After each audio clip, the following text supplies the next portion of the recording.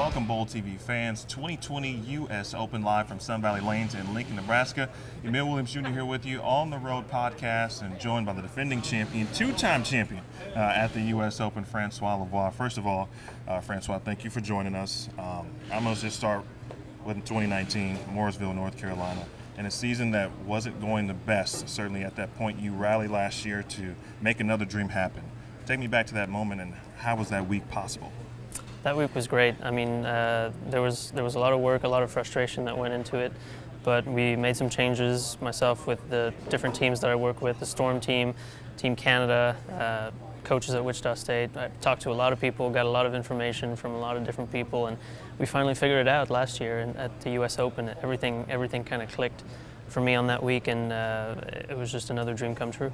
What was some of the issues kind of leading up to the U.S. Open that you did have to work on to ultimately be successful? A lot of the things I was struggling with was trying to, basically, to put it in a long story short, I just was trying to be like everybody else. I just strayed too far off of what I do and what I do well. I wasn't being myself. Yeah. So. A lot of the guys on tour have higher rev rates than I do. They like to open up their angles more than I do. So I was trying to do that, and I was trying to become sort of a power player, even though I'm not really one. So that was a bit of a struggle. It was a lot of struggles, and it just wasn't working at all. So I went back to the basics. We've talked about that before, and I just did what I do, and that's what led me to win the U.S. Open last year. In 2016, of course, you win your first U.S. Open title. Describe that event, obviously, with 300, but some of the similarities between the two wins and maybe some differences, of course, in both. Yeah, differences other than just age and I don't know if you call it maturity, but experience maybe. Yeah, growth. I've gone through a lot of struggles in between 2016 and 2019, so that's definitely given me some perspective and some experience that I've been able to draw back on. But some of the similarities actually were, we were talking about it earlier, I was able to stay further to the right, especially when we got to match play in 2016. That's what got me to the show. And I did the same thing in 2019. I wasn't as far left as some of the other guys. I played a little bit further right. And it just seems to be kind of a trend. And actually, in the first practice session just now, it was kind of the same trend again. If I was able to stay further to the right, my ball reaction was a lot better than if I tried to move left. So I think that's going to be the game plan, to try to stay within what I do well and try to be a little bit further right for as long as possible. So it already sounds like an uh-oh moment. Be sure to pay attention to that. So you can watch out for that during qualifying and match play. We're here at 2020 at this point. Now you've won two of these, so you know what to expect. But still, how do you manage the week when it hits you? I mean, the U.S. Open is it's going to hit you in the face. I mean, no pun intended. Yeah. How do you manage everything throughout the week? It's a tough week for sure. This is, I think, my sixth one. I bowled one as an amateur and then 4 more as a member. So yeah, this will be my sixth one.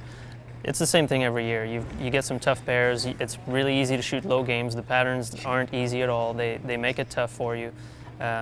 You just got to stay patient. It's one step at a time. You can't make the show tomorrow. You can't make it on Wednesday, on Thursday. You got to take it one step at a time. So the first goal is going to be to make the first cut, and then if we do that, we'll work in match play to try to make the show, and then if we do that, we'll try to win again. But you can't do it all at once. It's really one step at a time. So patience is key. I'm going to try to be as patient as possible, keep my cool, stick to the process, do the things that I know I can do right, and try to come up with as good a strategy as we can on every single day, and if we do that, then I should be in a good position. Speaking of strategy, you kind of mentioned it a little bit. How do you approach practice and the practice sessions? We talked about practice session 1, which just took place.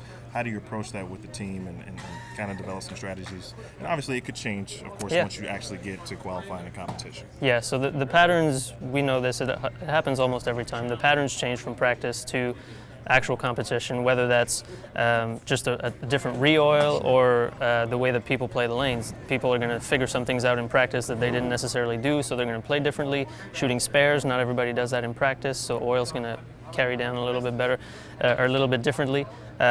So the patterns being different means I'm not really too focused on the pattern itself in practice. It's mostly about moving through the center, figuring out the differences between the low end, the high end, the middle of the center, things like that, getting comfortable with the approaches, just figuring out the environment mostly, and then we get a general idea on what practice is. Now in this tournament we have to check in 10 balls, so we're trying to move through all the balls that we have and see if we need to fill some gaps somewhere, but it's mostly about getting comfortable with the environment and figuring out if there are differences in the center rather than mostly on the patterns themselves. Okay, and I'm going to get you out of here with this one. You're already part of an elite group, 12 players to win the U.S. Open on multiple occasions. Now, have you thought about what it would mean and what it might be like if you were to win this thing for a third time?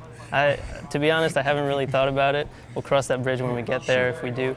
Like I said, I'm really taking this one step at a time. I'm trying to be as patient as possible going into this week, just the same as if it was just another week, right? Not really thinking ahead too much. I'm trying to stay in the present, trying to go through the process the right way. And so yeah, I haven't really thought too much about it, but if we get there, I'll definitely give you another interview. That'll work for me. All right, ladies and gentlemen, you can watch Francois all week long on BowlTV. Qualifying begins on Tuesday, and of course we roll into match play, and we certainly hope Francois will be there to continue his title defense. Francois, I want to thank you. Appreciate your time. Thank you. Appreciate it. That is Francois Lavoie. My name is Emil Jr. Look forward to more action this week on BowlTV.